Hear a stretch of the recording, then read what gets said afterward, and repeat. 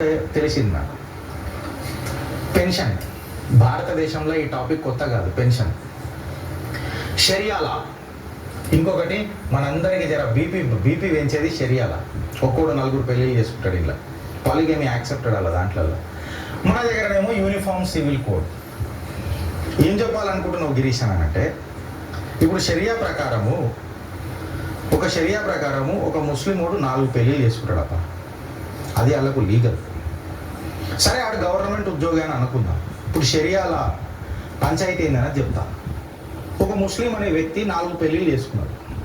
4 పెళ్ళిళ్ళు చేసుకున్నప్పుడు ఆడు గవర్నమెంట్ ఉద్యోగం అనుకో, పెన్షన్ వస్తుంది. ఈ పెన్షన్ 4 పిల్లలకి ఎట్లా ఇవ్వాలా? ఆడేదైనా బిల్లు రాసిపోతే ప్రాబ్లం లేదు. ఆడు బిల్లు రాయలేదు అనుకో, 4 భార్యలు ఉన్నారు అనుకో, ఒక్కొక్క భార్యకి 25% ఇవ్వాలి. Mathematics, simple mathematics. ఒక్కొక్క భార్యకి ఎంత ఇవ్వాలా? 25% ఇవ్వాలి. ఫైన్. ఇప్పుడు అందులో ఒక భార్య చచ్చిపోయింది, 3 భార్యలు ఉంటారు, 33% వస్తుంది. అంతే కదా, బై అండ్ లార్జ్ మ్యాథమెటిక్స్ చెప్తున్నా. 2 చచ్చిపోయారు, 50% వస్తుంది. అయితే ఏంది గిరీష్ నీ పంచాయతీ కరెక్ట్గా ఎందుకు చెప్తలేవు అని అంటే, ఫస్ట్ వైఫ్ 60 సంవత్సరాలు ఉందనుకున్నాం, సెకండ్ వైఫ్ 50 సంవత్సరాలు ఉందనుకున్నాం, థర్డ్ వైఫ్ 40 years ఉందనుకున్నాం, ఫోర్త్ వైఫ్ 30 years ఉందనుకున్నాం.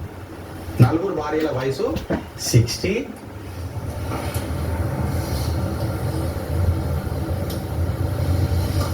ఒక్క నిమిషం ఫ్రెండ్స్.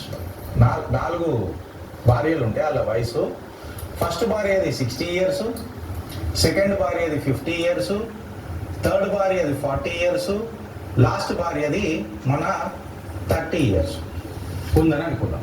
ఓకే, సుమారుగా 70 సంవత్సరాలు వీళ్ళు బతుకుతారని అనుకుందాం. భూమి మీద 70 సంవత్సరాలు బతుకుతారని అనుకుందాం. అంటే ఈ లెక్క ప్రకారము ఈమెకి ఎన్ని సంవత్సరాలు పెన్షన్ వస్తుంది బ్రదర్? 10 సంవత్సరాలు వస్తుంది. కరెక్టే కదా? ఈమె 70 సంవత్సరాలు బతుకుతుంది అనుకుంటున్నాం కదా. ఈమెకి ఎన్ని సంవత్సరాలు వస్తుంది? 20 సంవత్సరాలు వస్తుంది. ఈమెకు 30 సంవత్సరాలు వస్తుంది. ఈమెకు 40 సంవత్సరాలు వస్తుంది. టోటల్ ఇప్పుడు లెక్క ఏమైంది?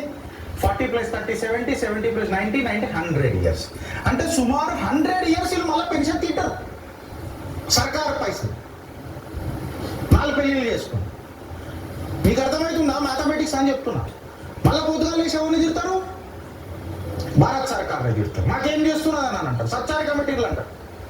4 పెళ్ళిళ్ళు చేసుకుంటారు, తింటారు. నేను సింపుల్ మ్యాథమెటిక్స్ చెప్తున్నా. వాళ్ళ ఆయుష్ మంచుకుంటే ఎక్కువ బతికిర్రు అనుకో, బాబాజీ కట్టుళ్ళు ట్యాక్స్ కట్టేటోనికి ఏమొస్తుంది? బాబాజీ కట్టుళ్ళు. ఇది ఏదైనా మతంలో కుదురుతుందా?